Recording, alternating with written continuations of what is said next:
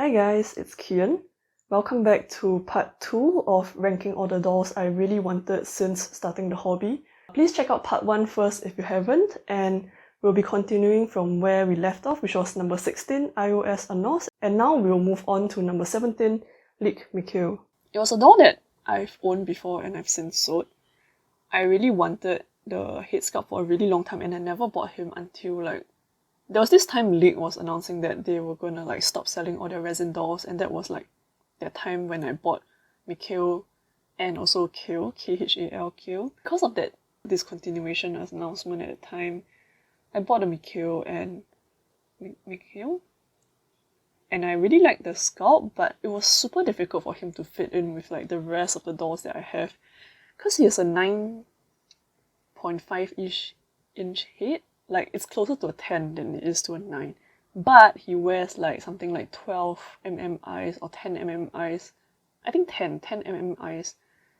And it was just really difficult for him to fit in with the rest of my crew. I think even now it's very strange to have him. He's just a size that doesn't quite mesh just because of how big his head is versus how small his eyes are compared to everyone else in my crew. He looks really cool with certain face-ups, but yeah, it's just really hard for me to fit him in with anybody else. I'm gonna give him a D. Next, Napidoll Lucifer. Again, a sculpt that I wanted to kind of fit that emo boy look, which I don't know how many there has been, but I think there's Amelia, Olivia, Miho, Cho, Anos, Napidoll Lucifer. There's 6 dolls that I wanted to basically look the same as Sion. So enough is enough. I just really had a type at that time, okay? So he's very cute. I have no other thoughts for him besides wanting him to be an emo boy, kind of like a Sion spin-off. So E. Next one, Iplehouse Stella, which is also kinda one of the few female dolls on this list. I really like the teeth and the slightly open mouth. I still kind of think that she would make a very good Kate spelled with a C, who is, if you watched the OC stories video that I'll link somewhere, so Kate is in the same storyline as Danny, and unfortunately, since Danny is now a Vox Olivia who has very big eyes, if I ever shell Kate, she can't be an Iplehouse Stella just because of how small her eyes are. But honestly, when I imagine Kate, I did imagine her with the Iplehouse Stella sculpt in mind. It's just that these dolls don't mesh, so I can't ever have them together. Well, not can't, but I don't want to have them together. And there's no real reason for me to own a Stella besides having her as Kate, so unfortunately, I still like her though, but she's gonna be C tier. Doll number 20, Iplehouse Akando. So it's kind of funny because I like Iplehouse as a company, but then not really their head sculpts. I like their bodies a lot. And the only 2 dolls I have here that are from Iplehouse are Stella and Akando, and Akando is really old. I really liked him back in the days, but then I was I would not want such a muscly doll. That was 2012-ish, because all I had was Delves and Miggy dolls, so Akando would have been super strange. And now, funnily enough, I think Akando has eyes that are too big for the kind of vibe that he has, and relative to the kind of dolls I have, yeah, it's funny because he would have been too mature looking compared to my collection in the past, and now he would be kind of a weird, supposed to be mature looking, but then he would look too young relative to my more mature looking dolls. So then it's neither here nor there, so he is just, I don't know, just an awkward place. I think the Dreaming Akando, which is very rare to see because it was a limited version hit, would probably work out better, but the regular big eye Akando doesn't quite work. He's going into D tier. The next doll is Unoa Lilin Raw. So again, this is a doll that I've owned before and I've since sold. I had her as Amber, and during this time I really liked this.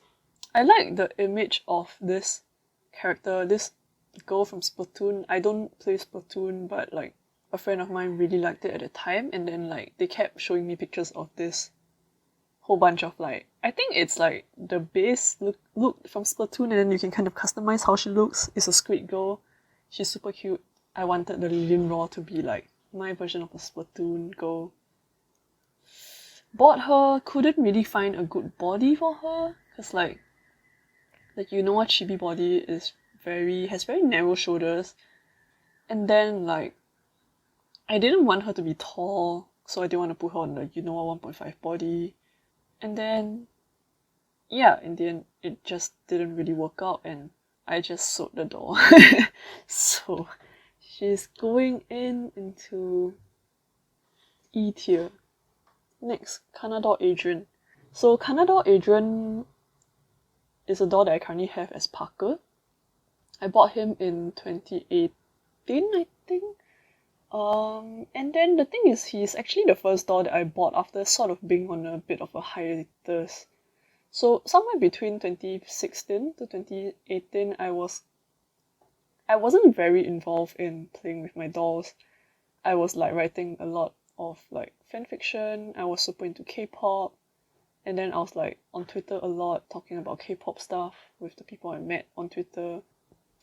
During that period, I wasn't very involved in dolls, and then like I kept the dolls that I have, but I didn't actively look around for dolls. But I think Adrian was the only sculpt that I was like vaguely aware of, like sort of new-ish sculpt at that time that I was vaguely aware of and I thought was like pretty cool. At some point, I think when there was a pre-order for Adrian, I was like, yeah, let's just get one, why not? And he was kind of like the first doll that started me going back into, like more actively into the doll hobby. And I got a bunch of dolls after him and also like sold a bunch of dolls during this period. So yeah, story aside, I think he's a very pretty sculpt. I feel like for him the face up is quite important, and I don't know, I don't like, nothing about his features right now immediately comes to mind, maybe just because I already have one and I am not pining after one. Not like I did with some of the dolls earlier in this list, when I would pine after a doll for like something like 1 year just because I couldn't save up to buy one. I mean, like I was a student, so it made sense. But when I do see my Kanadoll Adrian Parker in person, I'm like, yeah, I really like his nose, I really like his lips. Oh, I really like how I did his eyebrows and his eye makeup. So it's a doll that I don't actively think about, but when I do bring him out to play, I'm like, yeah, I remember why I bought you. So he's gonna go to B tier. Next, Switch Waseon. Like I said in the Switch ranking video, Waseon is just a super versatile sculpt. I feel like sometimes I'm so used to seeing like super detailed and complicated face-ups on Waseons that I feel like the face-up that I have on Elfie, my Waseon, is a bit too simple. But at the same time, it's also kind of like why I like my Waseon's face-up. I like that it's simple. So sometimes I just feel a bit like, I think because Waseon is a popular sculpt and a lot of people who collects dolls and have really nice face up for them also own a Waseon, sometimes I just feel a bit of like comparison envy, even though there's no real reason to need to do that. Like it's mostly just me comparing, right? So yeah, that's kind of me with Waseon. I think the sculpt by itself is really cool. Sometimes I'm like, I feel like I'm not doing him justice, but then I'm like, but I like the simple look. Yeah, so I don't know. Me and popular dolls, that's kind of my problem with popular dolls sometimes, but then I realize I mostly own popular dolls. So I'll say Waseon is a B for me. 24. Switch Ryuzo and Mocha, and specifically the Pebble face up. So it is the exact doll that I own. I mean, not the exact because there's a few of them, but like I do own the doll that I want, which is the Mocha Ryuzo with Pebbles face up. And it's kind of funny because when I did get the doll, there's a period of time when I was like, nah, I feel like I can't quite bond with the doll, maybe I should change the face up. I'm kind of not at that stage right now. Now I'm like, yeah, I like the face up. I'm just gonna keep it as it is. But I think I was so used to doing so many of my own face ups that I was like, I don't know what to do with a doll that doesn't have my own face up. I guess it feels to me like it takes away that bonding time. Yeah, so anyway, it's not a doll that I intend to sell anytime soon, so I guess it is going to go into B tier. Switch Sohwa. Again, a doll that I do have, which is Salt. And actually, it's a doll that I thought of for quite a long time. I think I can say it now because I no longer have him in my password, but there was a period of time where Switch Sohwa, like some version of his name, was a password that I used. Because I was super into the whole like you put it out there into the universe and then it will come to you, like the law of attraction thing. And like at that time, Sohwa wasn't available for order, and then he hasn't been available for order for a while, and like all the Sohwas around 2019 when I wanted to buy him, all the Sohwas that were available then were like released quite a few years ago. And same problem with Vox Amelia is that the condition and yellowing of the doll depended heavily on like how the owners before me took care of them, and I wasn't really liking my chances with that. So I was just wishing super hard that he would come back up for sale again. In particular, I really wanted one in rosy white, which wasn't available, and then eventually I bought one in normal skin or powder beige when I went to Switch Platina, because I think Switch had a collaboration with Doke during that time, so I guess they had spare Sohwa heads lying around that they could sell me a blank one when I went over. Anyway, story aside, I think for me, right, like the Sohwa Waseon era is like the peak of the Switch sculpts for me. Like that is the period that I love Switch sculpts the most. Like I still really like Switch as a company overall. I think they are a great company. I like that they keep releasing dolls. Like overall, I think it's a company that's very stable, and like it's really nice that they keep having stuff. I really like their wigs. But like sculpt wise, I'm not so fond of like their current sculpts as much. Like for me, the peak of like liking their sculpts was like really during the Sohwa Waseon era, which is like around sculpt number 28 and 29. Currently they are in like 70 something, I think. I think the Switch Tyrian Eclipse that I painted recently had a 70 in their head, so they've released a lot of dolls, but I always like the earlier sculpt heads, earlier Switch heads more. Anyway, Sohwa, A tier. Moving on. Izestage Dante. Another doll that I do own. So you'll notice with this list is like, at the start there was a lot of dolls that I never owned, because I didn't have the money to buy them, and then towards the end there are a lot more dolls that I do own.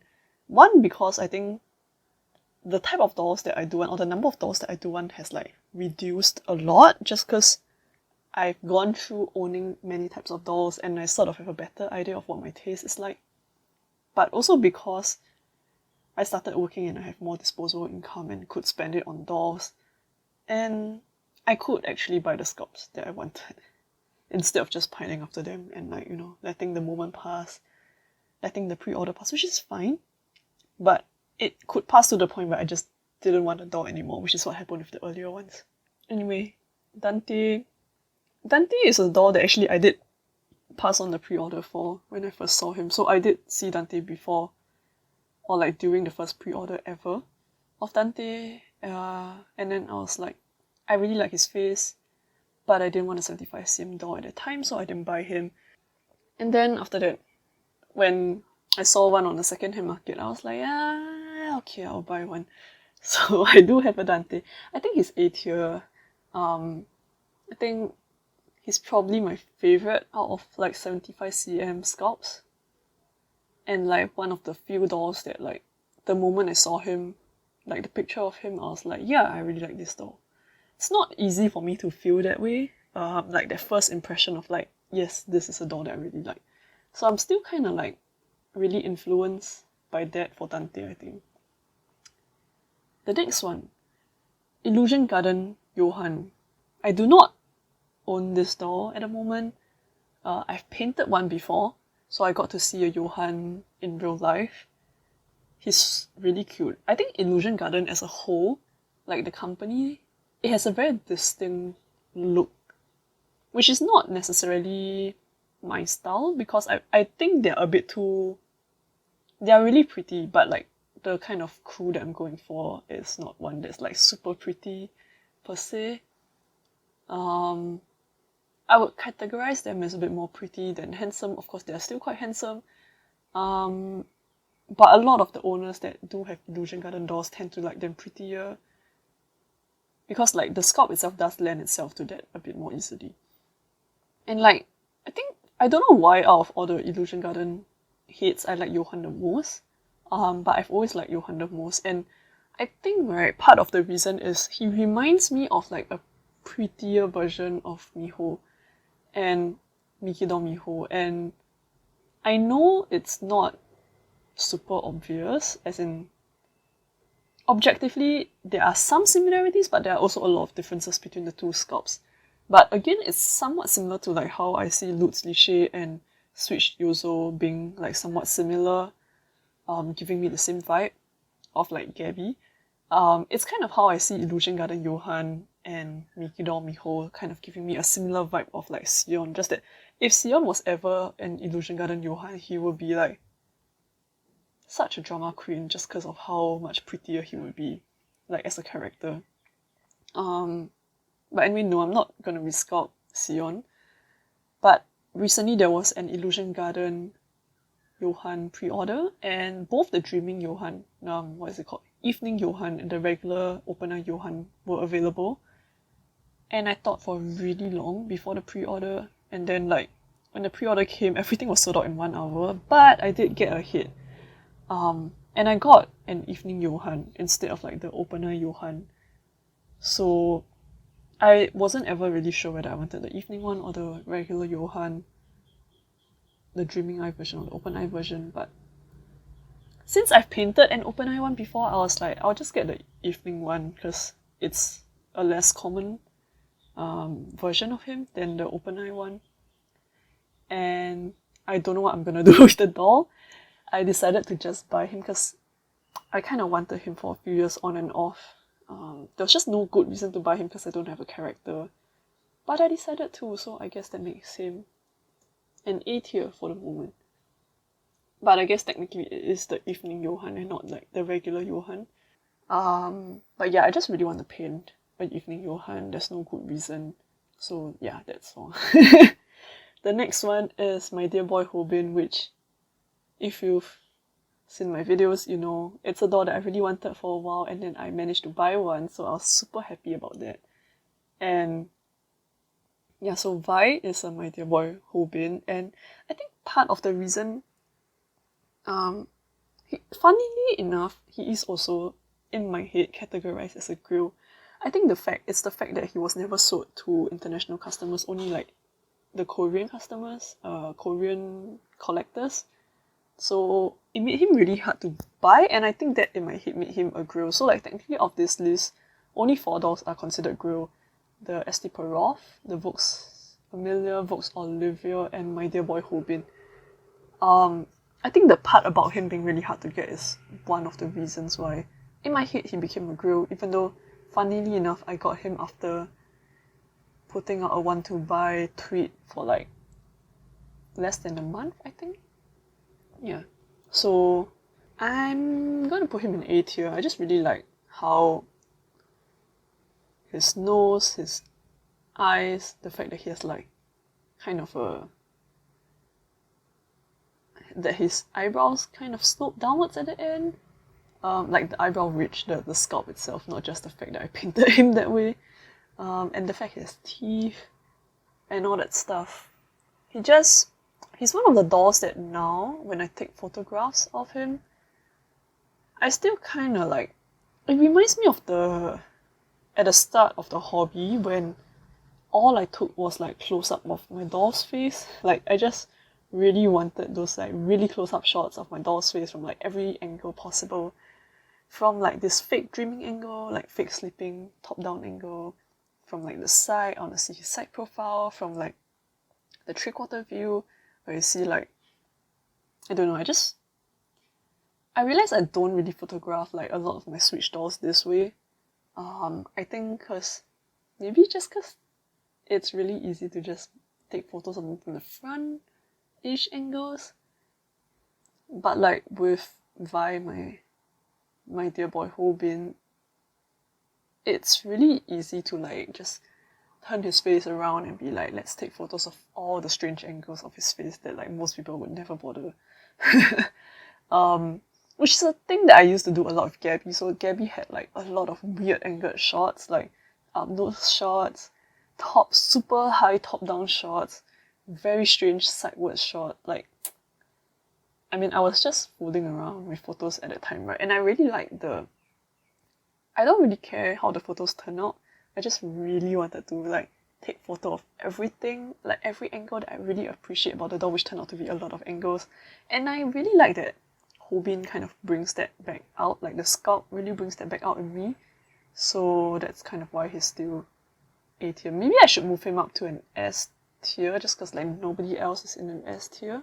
I'm gonna shift him to an S tier. Okay, the last doll on today's list is a Universedoll Baihu. I do not own this doll, but I guess there's just like no good reason to own it, just like all the other dolls that I do not own. I really like his face. I think it's very cute. Like, has a lot of potential to be something sinister or something very sweet. I like the fact that his eyelids have that eyelid fold, but it's not just a regular like double eyelid fold. It actually connects to the inner part of his inner eye corner, and he has an interesting like nose. I guess the fact that this doll was sculpted by Mori9 is quite interesting.